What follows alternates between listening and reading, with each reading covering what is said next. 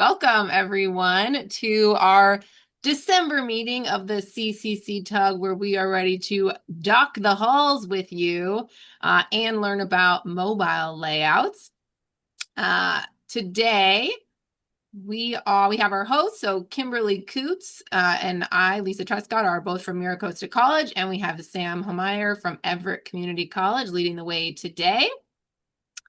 And like I said, we have just a couple of announcements up top. Then we're going to be joined by our friend at the Chancellor's Office, Chris Ozuna, to give us some Chancellor's Office updates. Then Preethi Lodha from the University of Massachusetts is going to take us on a CCC Christmas carol of ghosts of past, present, and future and guide us through documenting our dashboards. And then Kimberly Coutts is dreaming of a mobile layout. She's going to show us how to make our dashboards shine on our phones as well as desktops. And then we'll talk about our next meeting after that. So just a couple of announcements. We plug this every time, but if you are not on the Tableau community Slack, we would love to see you there. It is a fantastic place to connect with other people in the data fam and find out about other events and tugs and resources and all of the things. So if you're not on there, please do consider joining. I think all of us are on there. Preeti, Kim, Sam, and I are all on there, so we will welcome you with open arms. And then something I wanted to announce, this was just launched today. This is a data visualization contest that Steve Wexler worked on with Sariva Getz. It's all about women and non-binary conductors on Broadway, and it's a competition. So it's this whole timeline of female representation on Broadway. So if you're looking for a new competition, you just want something to do over the holiday break, maybe check out this data set. I'll put the link in the chat so you have access to all the information, but there's a prize and it's due at the end of January. So you have some time if you did want to check that out. Okay, I am going to turn it over to Chris. He's going to give us a couple of updates on the Chancellor's Office. Chris, did you need to share your screen at all? Yes, please, if you don't mind. Hi, everyone. I'm Chris Ozuna. I'm a research data specialist with the Chancellor's Office. I have the pleasure of coming to these tugs, both just to watch as a participant, but to give you some updates each time. The main thing I wanted to share with everyone is some of the updates that are coming to Data Vista, which is our system's main data and metrics platform. So hopefully that works. Can you all see that slide? Just the timeline. Okay, cool. Just in case you missed it, I know everyone's really busy, but Data Vista just had its first birthday. So happy birthday to Data Vista at the end of October. Yep, a fall baby. We've had a lot of updates and changes over the past year. This timeline highlights a few of them. And I specifically wanted to point out a couple of the most recent updates if you haven't seen them already. In May and July of this year, we added K-12 special admit data for the first time. So there's both a snapshot report called the Comprehensive Student Report, and there's a whole cohort version as well that was released in July. So if you are interested in how we're starting to put together some of that K-12 special admit or dual enrollment data, I encourage you to check it out. I'm definitely looking for feedback on this. We are wrangling, the system-wide data to try to best represent this constituency that's just going to become more and more important. I'm sure you're already feeling it where you are, and we are too. In October, we released with the 2.3 update, the Student Athletes Report. If you were familiar with this on Launchboard, this is one of the dashboards that used to be behind a login. It was specifically just for athletics at the various at the colleges, but it's now got a public-facing version. So if you are interested in student athletes, that's a dashboard that you can check out in our reports section. And then looking to the future, there's two big updates that I wanted to highlight. So next month, already January, is the 2.4 release. We're targeting the end of January is most likely when that will come out. And we'll be adding a K-12 Strong Workforce Program report. This is another report that used to exist on Launchboard and is now getting itself ported over to Data Vista. It will have some new data for us because it involves a lot of data that's being sourced from the K-12 side of things. You'll also see some redesigns to the Vision 2030 report to better align it with the July update to Vision 2030 that the Chancellor released. So that's something that's coming up.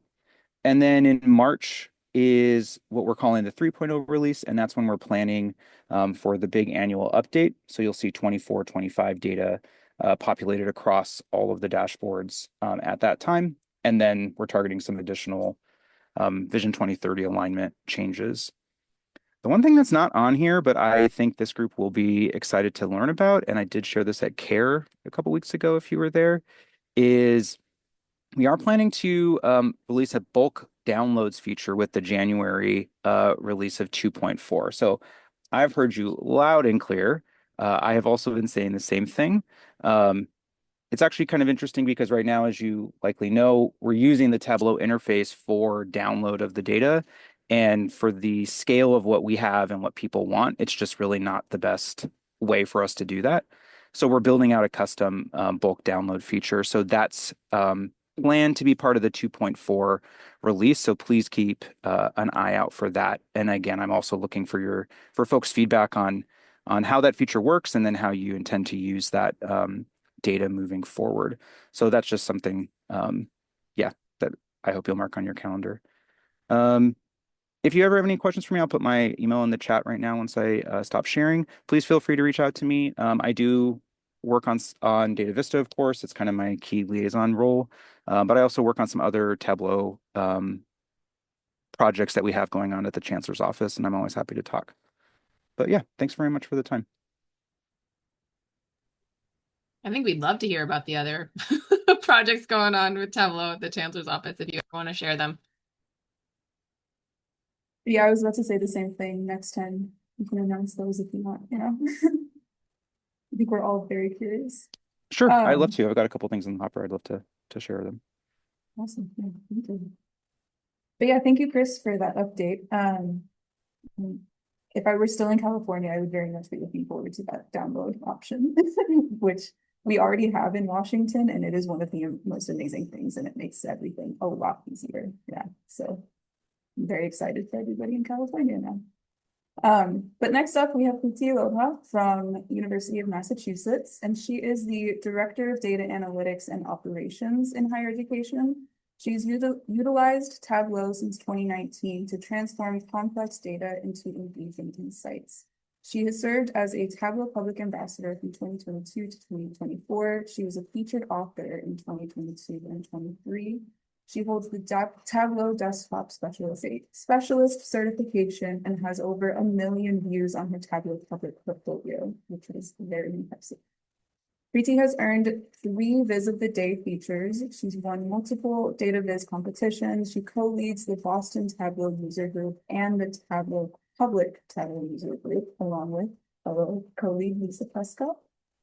She shares her passion for data visualization through talks, mentoring, community projects, including speaking at the Tableau conference in 24 and 25, the Agent Force World Tour Engagement Tugs. And we're very excited to have you presenting here today. So thank you so much.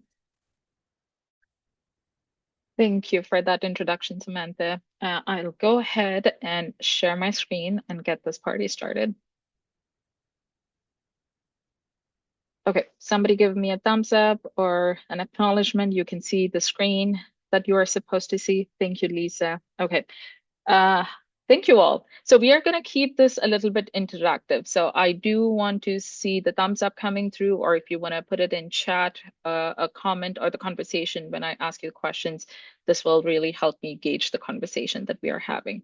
So hello, everyone. Thank you for joining me today. I'm excited to talk about something that I have struggled at some point, and I think most of us have struggled at some point, dashboard documentation. I call this talk Ghosts of Past, Present, and Future, because if you have ever tried to fix or update a dashboard without documentation, you can know how haunted things can get. So let's get going. What I have for you is 5 the agenda item is 5 things. We're going to start with challenges, what happens when the documentation is missing. Then we will walk through 7 essential components of what a good documentation could look like. I'll walk you through some practical strategies that we have implemented and found a benefit for. And I will show you a real world example of what automation and templates of these documentation could look like. And finally, we'll close out with the best practices for smooth handoffs so that your dashboards can live successfully. And of course, there is a Q&A option, so feel free to drop your questions in chat, or at the end, there is a Q&A opportunity so we can have a conversation there too. Okay. So quickly about me, as Sam gave a lovely introduction, I'm Preethi Lodha. I'm the Director of Data Analytics and Operations at University of Massachusetts President's Office. I do like to talk a little bit about all things Tableau about me. I'm a 4-time Tableau ambassador. The fun thing is I do have a visualization with 1 million views, but the most proud I am is of a visualization because I came to this country as an international student.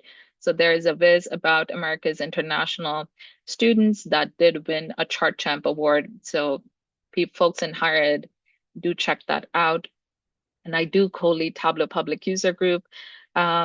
Those Viz of the Days that you get, right? With Lisa and I, we bring on speakers who have gotten Viz of the Days or some topical Viz. They walk you through the entire process of how they built that. And I learned a lot, and my visualization journey has been affected a lot by learning from them. And I also co-host the Boston Tableau User Group. So anybody in Boston, we have a huge party next week. So if you are here, come stop by and say hi. Coming to the point, let's start with some real pain points. So let me know by show of hands if you have faced any of the next 3 scenarios. The first scenario that I call is the mystery dashboard dilemma. Have you ever been asked to update a dashboard that you didn't build? Yes, okay. You open a file and nothing makes sense. Field names are like calc_1. There's a filter which is called filter test final.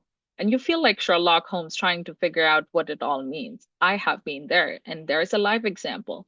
There was a dashboard that broke down, and I was like, what happened? This was working. And that is when I realized we were trying to add some features to the dashboard, and one of the analyst was trying to do some little bit of testing, and the filter test final worked, but the filter test final broke down. So my dashboard was not working.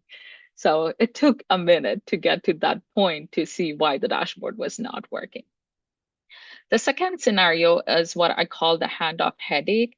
This is sometimes when you have created the beautiful dashboard, you're proud of it, but you now realize you have to hand it off. There is somebody else who is going to take care of it. The person getting it does not know your filters or parameters or what KPIs you have implemented, and you didn't have a plan to do the handover. So they are going to have a rough time unless you left a map for them. The third scenario, this is my favorite, and I have experienced is the troubleshooting time work, where you built a dashboard, everything is going great until something breaks. Yeah, months later, you are trying to fix it and you are looking at your own calculations and you don't even know, like, what was I even thinking? What is this calculation all about? This is why documentation is just as much for your future you as for anyone else. Cool. So what are the issues in these 3 scenarios that we talked about?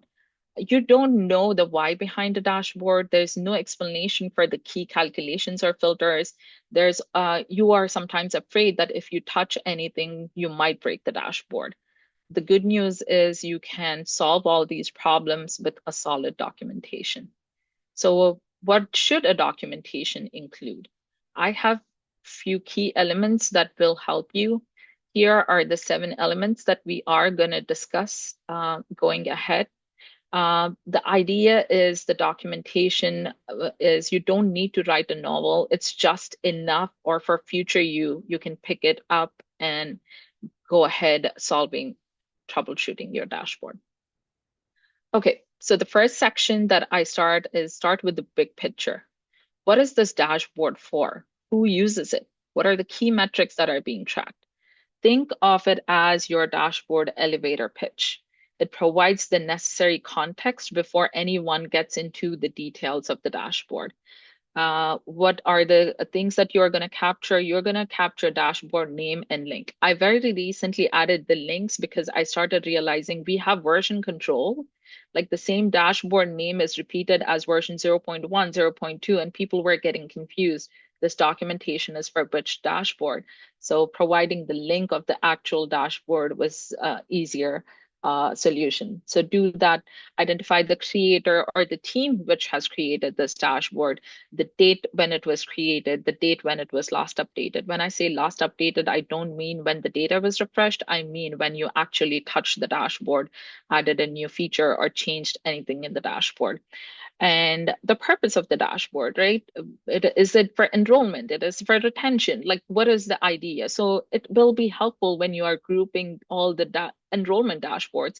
You can have a hub in which I'm going to get to later. And the primary audience. I enjoy this because it sort of gives me an idea of who is the end user, because our dashboard designs tend to change depending upon the audience. My leadership dashboards tend to be very KPI oriented and stuff. But when we are working with analyses and data analysts, those dashboards are structured very differently. So just having that idea sort of helps. And it also gives you an idea if this dashboard breaks down, who is the people that you have to reach out to and let them know, hey, we are working on this, or what is the solutioning going to be? Few key metrics, the business questions, and how to use this dashboard. This is more a good to know sort of a thing, a step-by-step. If you have some hover overs, clicking that needs to happen for your dashboard to function right. Second thing, this is the data. Where is it coming from? How is it connected? Is it live data or is it extracted data? True scenario, somebody was telling me, hey, this dashboard is not working. And I had to tell them, yeah, because this is not on live data, this is on extracted data that has to be refreshed. So if you are expecting that you want to see the live measures, then there is a different option that I have to turn on. So this section is to help your users understand the foundation so they know where the data is coming from before they start analyzing the visuals. So what does this capture? This will capture your data source name, what type of data sources, it is a file connection, or if it is a server that it is connecting to. I would suggest that you have that information. If there is a database that you are connecting to, there are logins and passwords, right? Do not paste them in this documentation. Create a link to that file so that you have some sort of a coverage. You don't want to be sharing passwords and user IDs on a documentation. That is more secure. Anybody who needs to have access can only have access to that file. Good. And then the connection type, whether it's a live connection or extract, what is the refresh frequency? Is it a weekly, daily, or a monthly refresh that needs to happen? I have an iPad's dashboard which refreshes when I do the iPad submissions. So it's once a year refresh. So it is good to know that, hey, not every dashboard refreshes every single day. What types of joins, relationships, unions, and blends are happening? This is more informational because it sort of gives you an idea of how the tables that you are working with related. Finally, the key filters applied. As you all might know, there are filters that you can apply on the data side even before you have created your data visualization. You can put filters on your extracts, you can have data source filters that will impact data.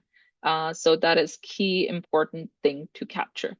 The third thing that we are gonna capture is, and especially this is where a lot of dashboards I've seen awful fall apart, is your calculated fields, parameters, and sets.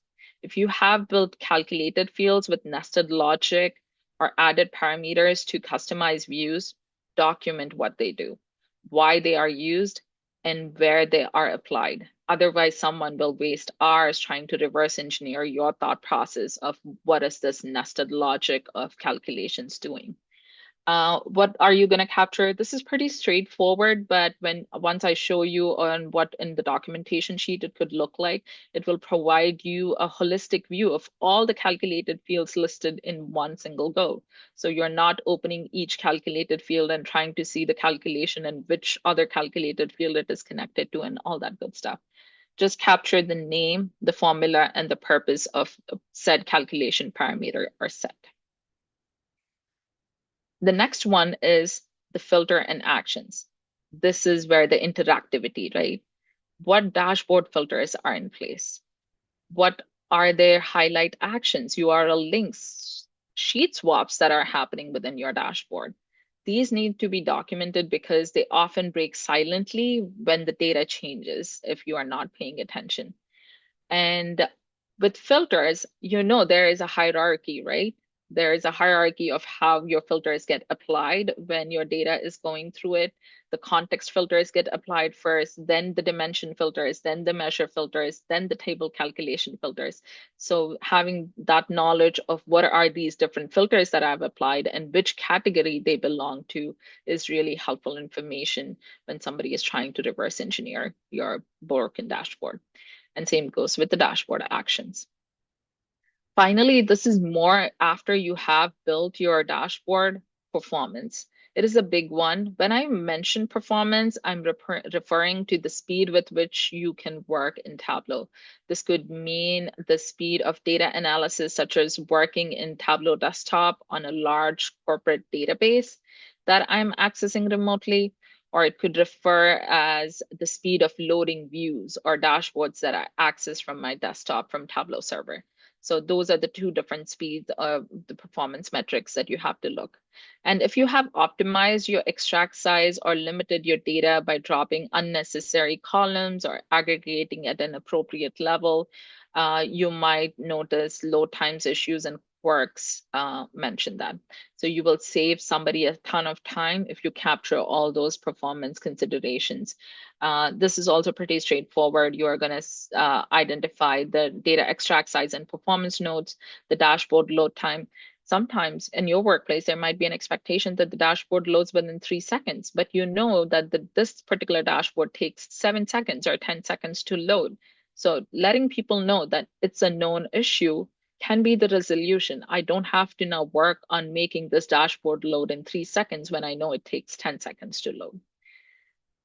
Finally, the access and permissions. This section will outline the security and access structure of your dashboard. So this is basically identifying who has the viewer access, who has the edit access. And again, do not create this list, but save it somewhere else and provide a link so people can know who all to coordinate with or have a conversation so that they can let them know about, hey, this dashboard broke down, we are working on it, or these are the people that you have conversation with when you're working on your dashboard. I said finally, but no, there's one more. There's version controlling that is happening. This will provide you critical insight during troubleshooting, audits, or handoffs. Track changes, who made them, when, why were these changes made, and assign someone to maintain it. Assigning clear ownership will ensure that you have continued support and accountability when the updates happen. This is pretty much straightforward. The version controlling is like the version history. As I was talking previously, you have the same dashboard, but you add features to it, right? You are like adding capabilities. So you have those versions, identify what date it was, what was the new feature that you had added into your dashboard, and keep a change log and ownership and maintenance log. And sometimes I also have these version controls because let's say my version 5.0 broke down, I can roll back my server to 4.0 so people are still looking at the correct data and correct dashboard while I'm fixing the version 5.0. So this is helpful for the people who are maintaining dashboards and people do not have breakage and access to their dashboards. Okay, so that was a lot that I threw at you and I went very quick. So now how do we actually do all this in practice? Fun fact, you don't need a fancy tool. You can document right in Tableau. You can document in Tableau using comments, descriptions, and color coding, which I'll talk to you in a second. Or you can build a simple template. That was the breakdown that we talked about in Word docs, Google Docs, or SharePoint, whatever your organization has. And the point is to choose something that works and stick to it. That is the tough pill. Like, you have to stick to it and continuously keep doing it when you come back. So let's talk about what are the features inside Tableau that you can use today without leaving the workbook. Adding comments in your dimensions and measures, adding comments in your calculated fields, leveraging sheet descriptions, and color coding. So I'm going to walk you through each one of them of what it looks like. The data source dimensions or measure field names often may be unclear or have a specific meaning. And if you don't have a data dictionary ready to go, sometimes it becomes really difficult for a new user who does not know about this data source to know, hey, what does this mean? So what you can do is, if you right click onto your measure, a dimension or measure field and add a comment, anytime next time you hover over it, it will provide that snippet. So now this has become the data dictionary. The person knows what this field is about. So that is documenting that field. That is a knowledge that you are sharing. The same goes with the calculated fields. I'm that person who used to, back when I used to code in PL SQL, I used to comment. I used to put my name on the things. And it is a fun thing, right? When somebody new comes in and they're like, oh, this is the person who wrote this code, or this is the person who created this, and can have a conversation with you. I especially like doing this with the calculations. It sort of gives me also an idea of the thought process I had of what was the process that I was going through. What is this calculation about? Helpful thing to comment would be describing what the calculation does, the logic that is involved, and where you use this calculation. Did you use this calculation as a filter, or did you use this calculation for a specific purpose, or is this a KPI calculation that you calculated? So don't be afraid to include too much information, because this is the place where you want to be as detailed as possible. Next thing, this is my favorite thing. A lot of people have not experienced this. There is a little known shortcut on your Tableau desktop, especially, I think this is on Microsoft, I'm not sure on Mac. If you hit Control E, this opens something called sheet description. It is a way to jumpstart your documentation process. There is a simple way. You just hit that copy button, and this sheet description will provide you all the information you need. It will tell you what rows and columns you used, what fields are placed on your mark card, what calculation formulas you have used, what comments you have, what data sources you have using in your worksheet, what types of connection, the link to the location to the data source. It has everything ordered. So all you have to do is click copy and paste it into a Word document, and you can call that as a start of your documentation. If your dashboard has 5 different worksheets, copy these sheet descriptions from the 5 different worksheets and paste it into a single document, and that can be your documentation for that dashboard. This is a fun thing that I like to do. It's like, it is not documentation purposes, but it is more for clarity when somebody new comes to your dashboard. This is one simple but effective: color coding your worksheets and to organize and keep track of which dashboard does this worksheet belong to, because sometimes we have multiple dashboards within one workbook, right? This will sort of be a visual clue that can be helpful for the workbooks containing multiple dashboards. Great. So the next section that I'm going to talk about is about the documentation techniques we learned. We will explore examples of embedding comments, sheet descriptions, color coding, and other stuff. And the other one is a downloadable template for your consistent documentation practice. So let's go with documenting your dashboard. This is the Superstore dashboard. I think this is the first Tableau dashboard that everybody gets to experience. If not, like, once you install Tableau Desktop, this is one of the dashboard that comes up, right? So as you might see, let's talk about the color coding aspect of it. this has so many dashboards in it and so many worksheets in it, it gets confusing. Hey, which worksheet belongs where? I don't know the names of it. I don't know how to link them. The thing that I found it easier is if these 4 belong to the first overview dashboard, I'm gonna color code them and hit blue. The only thing is it only has limited number of colors. So probably the best practice not to have 50 worksheets in your dashboard, in your workbook, but this sort of helps. So now as you're seeing, I now know all these blues belong to one dashboard, all these yellows belong to the second dashboard, these reds belong to the third dashboard. So it sort of became a cue for me of knowing where things go. Now let's come here. And as I said, bringing that data dictionary in for somebody who does not know your data source really well. What are you going to do? You are going to right click on your measure or on your value and go to default properties, hit uncomment, type a small note of whatever you want that information to be. Sometimes it is helpful, like if you have a structure, let's say student ID structure says my first 2 numbers identify something, then the next 10 digits are going to be the student ID. Put that information here so the people know. And you click OK on it, and whenever in future you hover over it, now it's giving me that comment. So it gives me an idea right away of what this measure or dimension is all about. Same goes with your calculations. As I said, I'm going to bring it, I'm going to open it, I'm going to add a comment. The fun part is if you are doing a single line comment, do double slash, and then you are going to capture this information. As I said, put your name down. If you want people to come have a conversation with you, if this breaks down, it is easier, the dates and stuff. But if you are trying to do multi-line comment, there is the option would be you do slash star whatever information you do, and you close it with the slash star. And always check that it says the calculation is valid.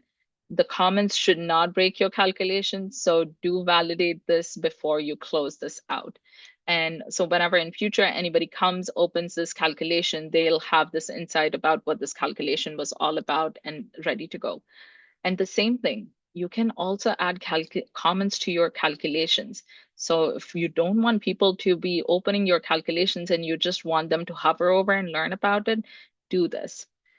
And to the fun thing that I was talking about, the Control E button, the sheet descriptions, I'm going to show you how you can get to there from the worksheet option. Click on worksheet and you go to the button called Describe Sheet. Click on that, and there you go. There's a whole description that is pre-structured. The only thing is you cannot add anything up here, but there's a copy button. So hit that copy button, paste it into your current Word document, and you can add more information or remove information from here that you think is helpful for your documentation. So these are the things that you can do within the Tableau a dashboard, even without leaving the Tableau ecosystem or having to do a lot or maintain. Because I understand sometimes our teams are really small. We are lean and mean machines sometimes, right? And we have to do a lot. And this is an added task that you're trying to do. So these could be the easier things that you could be doing. Now let's go to the part where I was talking about all the structures and the documentation structures we talked about. This is the Tableau dashboard documentation. This one has few more extra layers. I'm not going to walk you through every single thing, but this is what it could look like. An overview section. Somebody gave me a great idea. Can we have a page of appendix for this so that I don't have to scroll to everything. And I was like, yeah, that's a great idea. Add a page of appendix, and people just want to go to the calculations and see what the calculations in this dashboard were.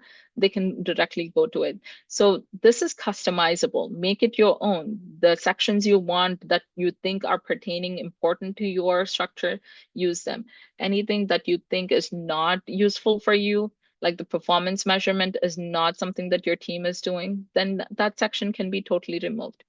Coming to the part of the calculated fields that I was talking, how easy it is to see all my calculations and the formulas and the purpose in a single view, me rather than going to each one and opening and trying to understand what is happening. So this sort of is providing an insight to your whoever is fixing your dashboard or learning about your dashboard right away. And version control, and there's always additional notes and documentation list you can provide. This is the section that I didn't talk about, but I sort of like to have a contact and support. A lot of times people move, are no longer part of your organization, right? So what happens when such thing happens and there's a breakdown? This is where we are going to talk about the next topic, which is the best practices for handing over your dashboard so that you have a smooth transfer. I strongly urge that you do a handover session. So if somebody is leaving the organization for the dashboards that they have built, have a plan where they can hand over these documents that they have built for you and do a walkthrough session. So they can talk about the assumptions that they have made or the dependencies they have, and have an idea about what the version history is. Is there a rollback plan? What happens if my current dashboard breaks down? And I want my user to have an idea, hey, this is broken down, we are currently fixing it, or if I can roll back to a previous version of this dashboard, which is still valid, that. Ensure that the access to your source files and credentials is secure. I cannot insist more on this. Please do not share any confidential passwords or IDs in your dashboard documentation. This has happened, and we had to be very diligent about not making sure. And assign a point of contact for your future questions. A person who is well versed in Tableau, or somebody who is knowing of your Tableau dashboard ecosystem. And that brings me to the last slide, which is repeating that good documentation will save you time and frustration. Consistency is the name of the game. It is an added thing that you have to bring into practice when you're building your dashboards. But I would also say leverage Tableau's inbuilt tools for self-documentation. That is a great opportunity if you don't have the opportunity to build a full-scale documentation. And do plan to do a handoff and have that communication actively happening so people know who to reach out. The thing is, I have a QR code for you to scan.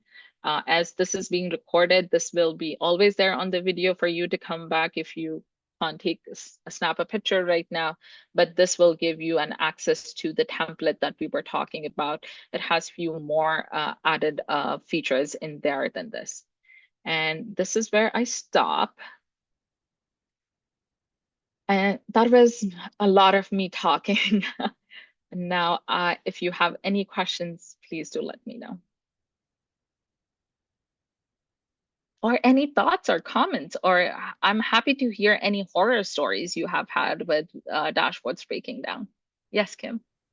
I think all of us identified very hard with the scenarios that you were listing at the beginning of this, because I think for all of us, documentation is a real challenge.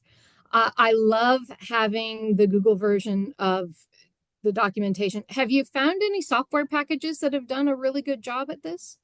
Yes, thank you for bringing that up, Kim. I did have a conversation with Scott Eaton about a product. I forget the name, but I can look it up. There is a tool out there which can do the documentation for you. And it is very detailed, and it provides you with all the features and flexibility. But as we in higher ed, we are so cost efficient and mindful of things. That solution tended to be a little expensive for us, so we did not go, but there are solutions out there which are able to do this automatically for you. I have a question. Yes, So when Lisa. I document things, I struggle with, do I just list all the calculations and what they do? Or do I go through like, well, this is what I did first, and this is what I made, and these are the calculations that go with this line of thinking, and then this is what I did, and these are the calcs that go here. Like, what do you do? What do you recommend? That's a great question, Lisa. And that is where my version controlling of the dashboards itself come in, because my version 1.0 might have a nested logic, but by my version 2.0 of the dashboard, there was an additional information that is happening. And as you said, sometimes these calculated fields are related to each other, right? So how do I make a note of it? And the fun thing is, you get to make it your own. You can design it in whichever way and format your organization finds it easy to digest. I have seen that we sort of list all of them and we number them. So if your calculation one, then there's 1.8, 1.1, 1.2, 1.3. I know, hey, all these calculations somehow connect to one. And then there's more information that I can read in the comment section about it. So it's sort of providing you an insight there. But that was a no answer to your question, but I am just saying, make it your own. Yeah. Yeah, do it yourself, Lisa. Figure it out. Yeah. I am not saying that, but I'm like, yeah, figure something out, and please do share if you have find something fun. I have another question. Do you wait to document until the very end of like your build, or do you do it throughout? Because That's a great question, and that is something that we have been trying different options. We currently do at the end, uh, but the first thing is like we figured the structure out of what the documentation will look like and stuff, and we capture all the information. But as we know, dashboard build is a continuous process, right? Like it is not one time built and done. Sometimes you show it to your stakeholder and they come back with smaller changes or additions or removals and stuff. So it sort of becomes cluttery to do a parallel documentation. I found it really useful to wait till it gets published onto your server and then document it.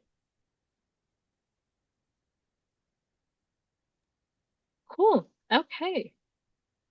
I thought I saw someone else come off mute, but maybe I imagined that. Hi there. Oh, there we go. No, Okay. I did. Hi there. No, this was phenomenal, and thank you so much. One of the things that I'm curious about is a lot of the documentation you've been discussing has been, logistics and calculations. But one of the standards that we have at our company is kind of the formatting and the aspects and the hex codes and all of that. So is there a way that you have found to do that, or is it just something like inner padding should always be 4 all the way around and outer padding should be 5 and whatever you have? That's a great question, Shauna. That is something that we are actively trying. We have something called a dashboard checklist, where we have identified the naming conventions that we would like our calculations and our fields to be named. As you said, we are very much into making sure our dashboards are also accessible. So the fonts and the colors and the style guide that my university has provided, because a certain campus can be only this color. We do not use reds and greens to show trends and stuff. So we have found this checklist which we sort of provide, and that is an opportunity where you can go and see, hey, are these matching with the standards of R? But that is more of a design process or the developers process that we have instilled. It is not something that we sort of do regularly. So there are different levels, right? I know that checklist by heart now, so I know how just to implement it. So I'm not sitting there and marking them, but there are analysts who are new to this process of following all these things. So that is really helpful for them, where they check the checklist and go through the entire process and identify if they have followed all the things that we call as the best practices for building dashboards. Marvelous. Thank you. Yes, Kim. Do you have a central repository where all of these documents are kept, or a Google folder that people know where to check these things? Yes, that is something that I skipped. So there is like, again, we were a SharePoint organization before, and now we are a Dropbox organization.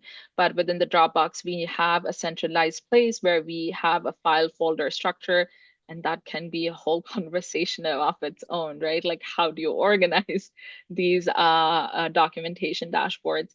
And yeah, and we have a hub where people from different departments can come and come and look at the documentation, because dashboards are never built in silo, right? Like, it's not academic affairs is building a dashboard and ANF is building a dashboard. It is sometimes like a communication that tends to happen. So we found that having this centralized hub and having a folder structure identified of where people can go and again, coming to the part of access, security and stuff, because we do have some sensitive data.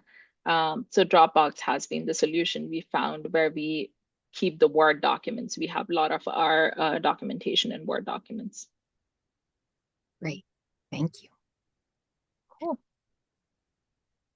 I am checking the chat here. There was a question about the process of cleaning up afterwards and making sure that all of your calculations work, or do you just leave them in there for a later time? I'm not sure.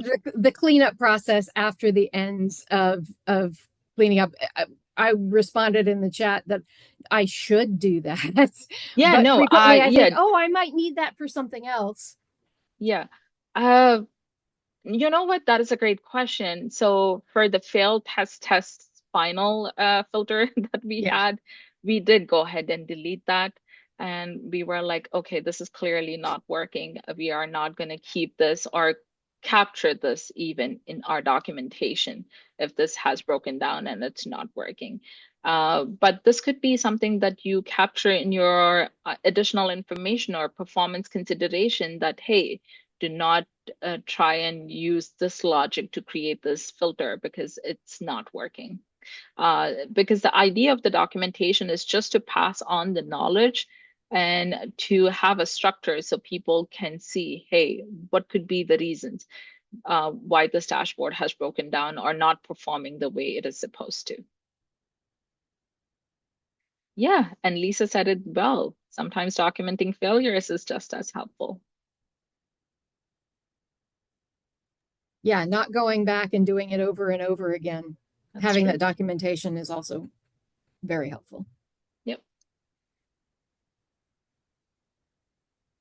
Okay.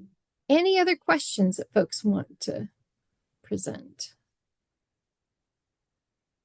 Well, if not, Preethi, thank you so much for presenting today. I know that I and several of us, we weren't able to attend your session at the last TC, so it was fantastic that you were able to come and speak today.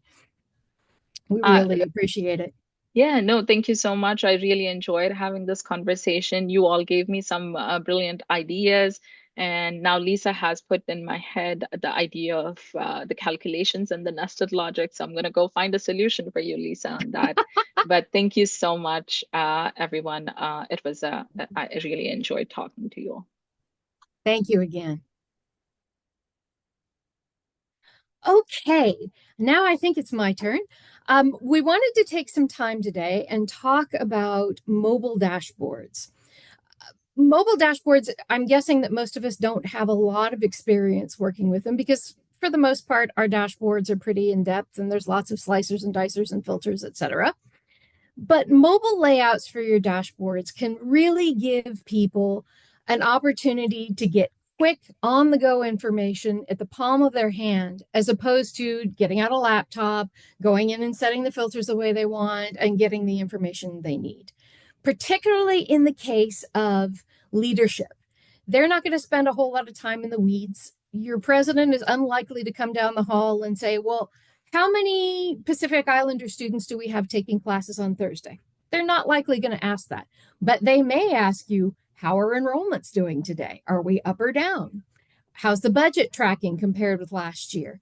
Those are the sorts of things that they can have accessible to them at a glance in a way that doesn't involve them having to contact somebody or going into a dashboard with a lot of additional information that they may not want to focus on.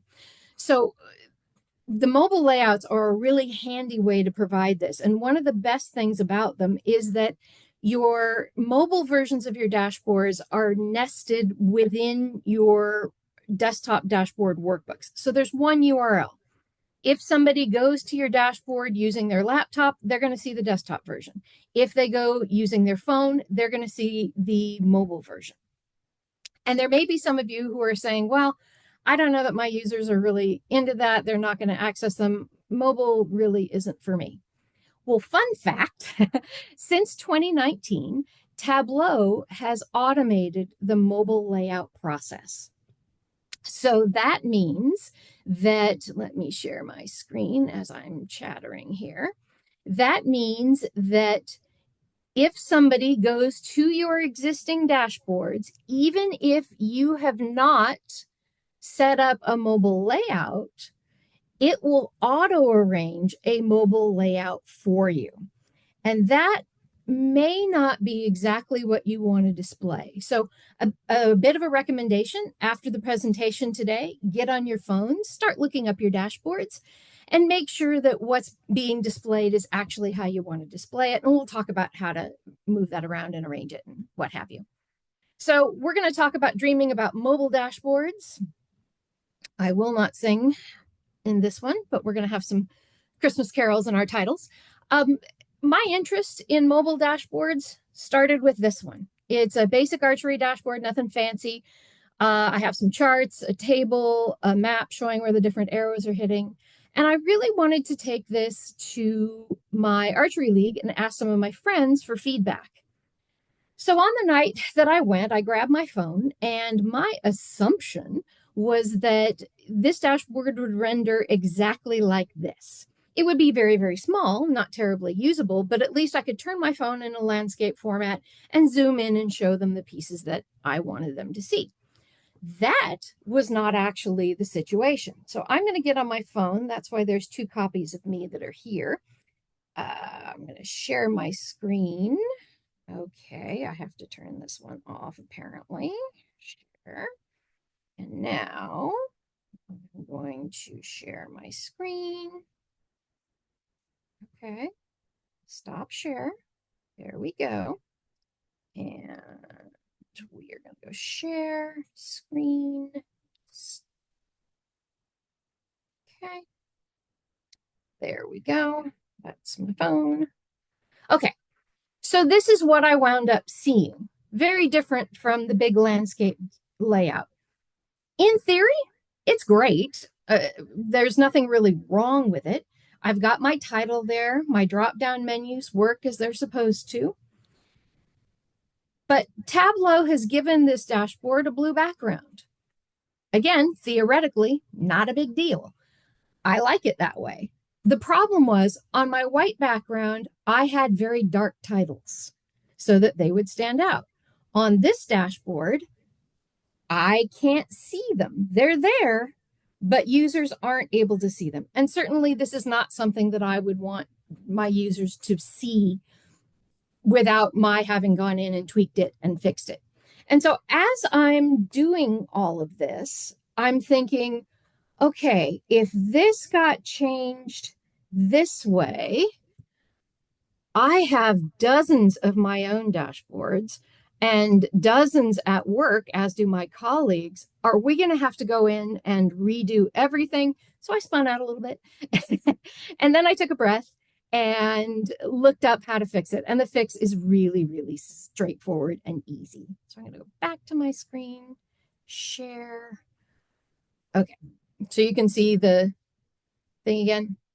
On these dashboards, on any of your dashboard tabs, you're going to go into the upper left-hand corner.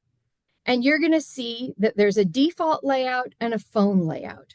You're going to go over here to the ellipses here on the right, left click and select delete layout. And that will keep it in the form that you have built it originally. That also comes with a trade-off though, because when you go to that dashboard using a mobile device, now all they're going to see is your upper left-hand corner of that dashboard. So your users are going to have to scroll left and right and up and down, and they're never going to see the full picture. So this is where we have a philosophical discussion, and we haven't had this in our own office because this is a relatively new concept for us, but it is something that we're going to need to discuss. And we think, okay, are we going to just take all of our dashboards and squeeze them down into mobile format so that people can have access? Because ultimately, that's what we're all about. We want people to have as much access as possible to our dashboards. But just squishing everything down is not really the best plan either, largely because of your fingers. On a desktop, you have a cursor, which are extremely precise. You can click very small buttons, and you can also hover. On a mobile device, your fingers are much bigger than a cursor. You have a much smaller space to work with, so the buttons are going to need to be larger to not frustrate your users. On most mobile devices, you also can't hover. They're expecting you to click. So you have to start thinking about your design elements and going, okay, so it's not a simple matter of just making everything smaller. Your design process really needs to be separate from your existing dashboards because it's a different sort of environment. The first thing you want to do is you want to talk with your leadership teams to make sure that when you're building mobile dashboards, you're putting in the pieces that are critical to them. You don't want them to have it to do a lot of scrolling and hunting and pecking, because otherwise they can just get out their laptop and see it on a much bigger screen. So you want to get the critical pieces. We all love building beautiful, complex charts like radial charts and Sankey's, and they're lots and lots of fun. But those, again, in a small environment, are tough on the eyes. So you want to focus on things like bands, big attention numbers, KPIs, and sparklines are great for showing trends. And you can condense that down into a relatively compact space. If you are thinking of using the automated mobile layouts, just letting Tableau do it, which is a great time saver, super cool. Tableau will arrange your items in your mobile dashboard in a Z pattern. So the first thing you have in the upper left-hand corner is going to go at the top, and then it's going to work its way across the screen and back and forth all the way down so that it has all of the information on that particular page into a mobile layout, which may or may not be the way you want users to see it. So that's something to take into consideration too. And this is true, that Z pattern is true whether you have a tiled layout or your team floating. Either which way, it's going to look at where your items are placed on that Y-axis. And then that's how it's making those decisions. I was practicing with that a couple of days ago. You really want to avoid text-heavy displays. TLDR, I know the irony of saying we don't want people to spend too much time on their phones, but we already spend too much time on our phones. But having a lot of text to tell the story involves a lot of additional scrolling. And again, if you are touching different elements of your charts, you could be changing things unintentionally. You want to give yourself, while you want to make things as compact as possible, you do want to give some breathing room and some space around things. You don't want things right up against each other, because that can be really tough on the eyes for somebody who's trying to discern what's going on in the room. And as I said a second ago, in a mobile format, tooltips have very limited power. Tooltips will work if you tap on charts and graphs in a lot of mobile formats. But if you also have like a filter action tied to that bar or chart, that could potentially be changing the viz when the person just wants additional information. They don't want things to change. So again, it causes confusion and can be potentially an issue. You can do filters, you can do some parameters, dynamic zone visibility and actions, but you want to keep those to a minimum. At MiraCosta, we try and serve as many constituencies as possible. So we have a ton of filters, and that's really tough on somebody who's trying to change a bunch of filters, but they can't see what's changing behind the bar of filters that you've got. So it's definitely something to keep to a minimum. Okay, I realize I'm talking a million miles an hour. Do we have any questions at the moment? I can't see the chat right now. I'm sorry. Okay, if not, we'll move on. Let's open up a dashboard and show you where and how to reach these. In the upper left-hand corner, as I said, you have your default layout and you've got your phone layout. In the phone layout, you're going to see a little lock symbol, and that's black. What that means is that that phone layout is locked to the default layout. So this is Tableau's automated. We're just going to automatically put things on the page. You are not able to touch or tweak any of that information.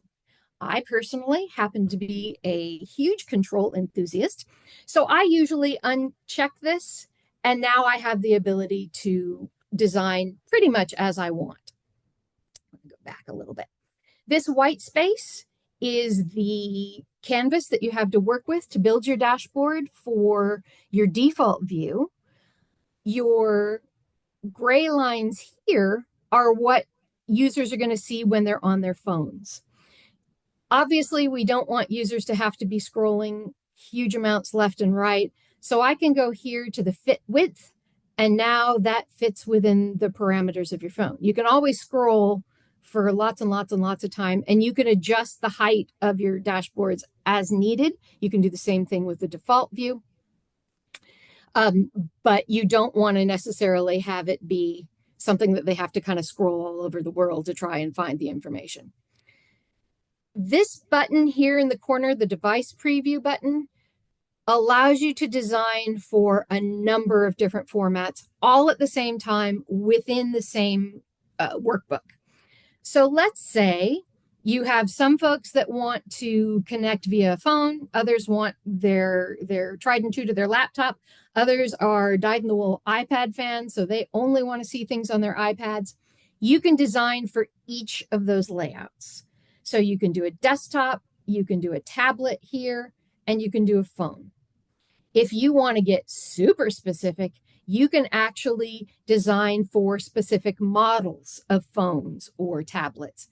So if your institution all purchases the same laptop for everybody or the same phone or tablet, you can certainly design to that same model. But if you think there's any chance that people outside that ecosystem are going to be accessing your dashboards, it's probably safest to stick with a generic version of each of those. So in this, there's a tiny little button here. I'm going to zoom in. This button here allows you to switch to portrait mode so you can test and see what your dashboard is going to look like if it's in a portrait format or somebody turns their phone on their side. This is how things are going to lay out. The other thing, I want to switch this over to a phone for a second. I don't know how many of you use the Tableau mobile app to view your dashboards. If you use the app instead of public or cloud or server, that app is going to have navigational buttons of its own. So that's going to take up space. So this checkbox is showing you the space you would have if you were using the mobile app. If I uncheck that, this is what they're going to see if they are looking at it on public or server or cloud. So you have a little more room, but using these gray lines, if there's some critical metric that you want to make sure is above that scroll so that people see it first, this is the line where you want to make sure that it's above. In talking and reading about design options for mobile devices, common wisdom is to actually put something that cuts between this line so that people automatically know that they can scroll and there's more information. Because frequently, if you keep everything on that single page and you've got more information belowhand, that's going to potentially get missed if people don't know that they have the ability to scroll. So this is the basics of your mobile layouts. So if I wanted to go in and I wanted to create a tablet version, I can click Add Tablet Layout. And now I can design for this one and this one and this one, which is really, really helpful. Does anybody have any questions about that? No? Okay. then let's look at a real world-ish version of a dashboard. Let's go to this one. This is the Fulfillment Routing and Operations System Tracker for the North Pole. It covers all operations for things going on with Santa Claus and the toy delivery for this year. It's a December meeting, so of course we're going to be focusing on Santa Claus. We have all of his stats. Right now we're pretending that it's Christmas Eve and Santa is on his way. We have a number of different stats here related to speed, altitude, all the things that we need to do to keep them in the air. We've got the number of presents delivered, miles traveled, and of course a map to let him know where he is, and the countries that he has already visited delivering presents. And the most important thing, we keep track of the reindeer to make sure that they don't need a carrot and water break. But we also have, over on the side, we have links to the naughty and nice list. And then we also have a link to all of the employees at the North Pole and information about the different departments they work in and their various efficiencies. So Santa has come to us and said, hey, we really want to have a mobile app because that would be really helpful to me as I'm flying. I can keep track of these numbers and I don't have any accidents, which is good because we never want to disappoint Santa ever. So if I created a mobile layout and I let Tableau do its thing, and I say, hey, Tableau, make me a mobile dashboard, what's it going to show? Again, for the most part, it's okay. It's not great. We have a tiny title up here. We've got our map that's pretty visible. We've got our big, this is an image. It's not a viz of any kind. And then we have all of those navigational buttons there.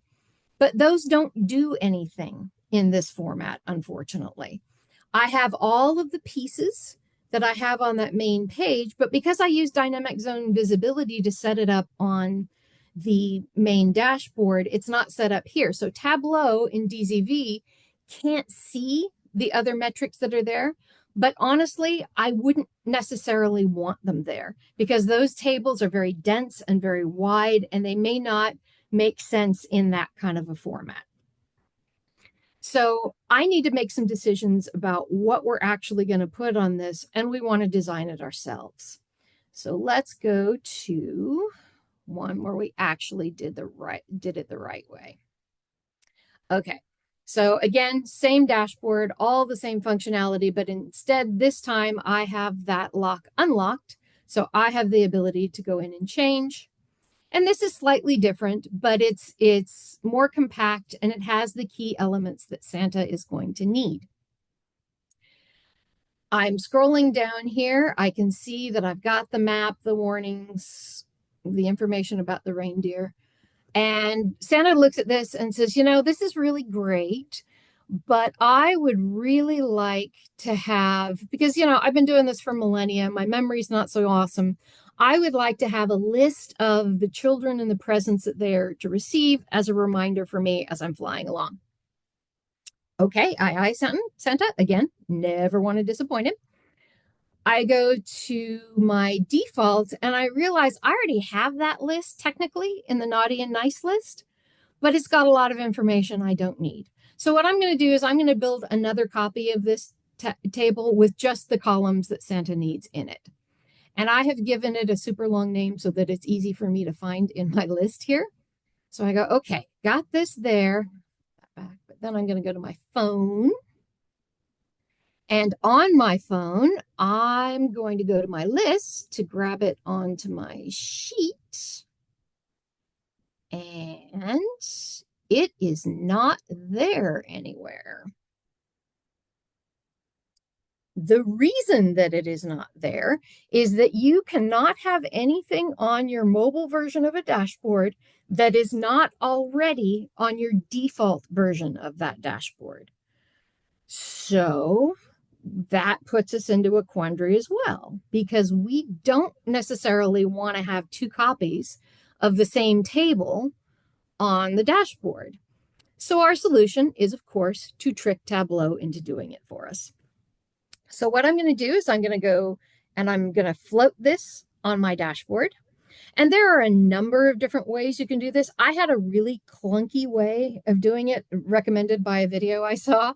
And then Lisa said, oh, well, why don't you do it this way? And I went, duh, of course. But anyway, I'm going to show you the quick way, obviously. We've got this on our dashboard. It's kind of in the way. But if I go over to my layout tab and I go here and I make this 1 pixel by 1 pixel and hit enter, that effectively goes away. And now it's gone. It's on my dashboard, but I can't see it. My users can't see it. They're not going to actually accidentally click on it anywhere. Super cool and a handy trick to have. Another option that you can use when you are looking at hiding things on dashboards is if you, let me keep this here, if you take this and go to your coordinates and then move this over to say 2000 on the x-axis, that's going to move it way, way, way, way, way over there. Technically, it's still in this dashboard, so it counts, but users can't see it, obviously. So that is a quick and dirty solution to do that too. So let's Control Z that so that it's gone there. And let me make sure. Oh, we do have to do that. And we're going to go 1 and 1. Hit enter. Now it's gone. Okay. Now when I go to my floating or my phone layout, now it's here and now it's available for me to go in and add it to my sheet. So I'm going to click tiled because I'm team tiled on this one. And I'm going to drag it here. I'm going to format it a little bit so that Santa doesn't have to scroll back and forth. And now I have that information available. And because I don't want this to run in too much to the reindeer chart, I'm going to throw in a blank here just so I have a little bit of space between the two. Maybe not that much space, but it is there. There we go. And then we can make this a little bit longer so that it's visible and there limits the amount of scrolling that's necessary. So even though we have the ability to design these as we want to design them, we are limited to a certain degree in what we can do in this phone layout. As we just showed you, you have to have it on your default screen in order to apply it to your mobile screen. This is only true on the phone. I believe the desktop and the tablet are not limited that way. But in terms of the phone layouts, you are not able to modify things on this page. Like if you wanted to go in and edit the title of any of these metrics, you can't do it on this sheet. You have to go into your default layout and then go ahead and change it here. And then that applies to both. And when we talk about things having to be on one to be on the other, we're only talking about your tabs within your dashboard. We're not talking about images. So if you want to put images on one that are not on the other, absolutely go ahead and do that. That shouldn't stop you from doing any of that. Does anybody have any questions at this point? This isn't a question, but Stephanie brought up a good point in the chat about the 1 pixel by 1 pixel hack. That a screen reader would pick that up. They clearly went to our Let's Get Accessible meeting. Oh, thank you. But you know what? I don't think it would pick it up if it's off the canvas. So like if you put it outside of the 1300, if you put it at 1400 X coordinate, I don't think it would pick it up that way. I will test to be sure, but I'm pretty sure it only reads what's on the actual canvas. That is really fantastic. A great recommendation. As I was building this, taking into account all of the accessibility tricks that I've learned, I'm typing in my alt text for all of my different images. And I'm like, okay, got to make sure that this is all right. And then realizing, oh, shoot, got to do that for the mobile version too. But it was really helpful to consider that. And I hadn't considered that at all. So I think that your best bet is just to move it off to the side and you'll be in good shape. Any other questions? No? Okay. Then let's go back to our presentation. The one thing that I wanted to add to this is this my presentation? Yes, it is. Sorry, I have way too many windows open. We have a number of different helpful resources here. We have a number of different videos that I found helpful as I was learning about the whole process of mobile layouts and what to choose and what not to choose. The last one on this list, I just added this last night, is a fantastic short, maybe 15-minute video from TC24, where a wonderfully droll gentleman does a presentation on mobile layouts. But the best part of his presentation, other than his humor, is at the end, he has a link to his Tableau public page that has mobile layout templates for you. So if you want to go in and you don't want elf-related content, totally get it. You can go in and go to his Tableau public page and download those templates and try them out for yourselves to see if that'll work for you. So that is pretty much the quick and dirty basics of Tableau mobile layouts. We can cover questions if you like. If not, we'll move on to the next section. Where is my? There we go. Here. View. Slideshow. So our next meeting coming up is going to be in February. I believe it's going to be February 11th. I'm pretty sure on that. It's going to be the labor market of love. We're going to talk about labor market data. Again, it's going to be 1 to 2:30. The fantastic folks from the Center for Excellence for Labor Market Research are going to be coming and talking about how they use Tableau to visualize a number of different metrics specific to the community colleges and not. And then Sam Homeyer is also going to be doing a presentation about a dashboard that they have created at her new institution that has been very helpful for us. And that's going to be on our user groups page. We're going to have images for that as well.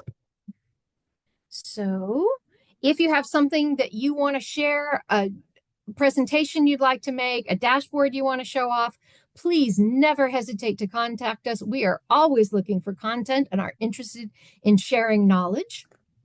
So please use the QR code, use the Google form, or just come in and send us an email. We're happy to chat anytime. And as I said, here are our emails and contact information. Again, please don't hesitate to contact us. With that, we are going to say thank you so much for attending this session today. And we look forward to seeing you in the new year. Have a very happy holiday season, and we will see you in February.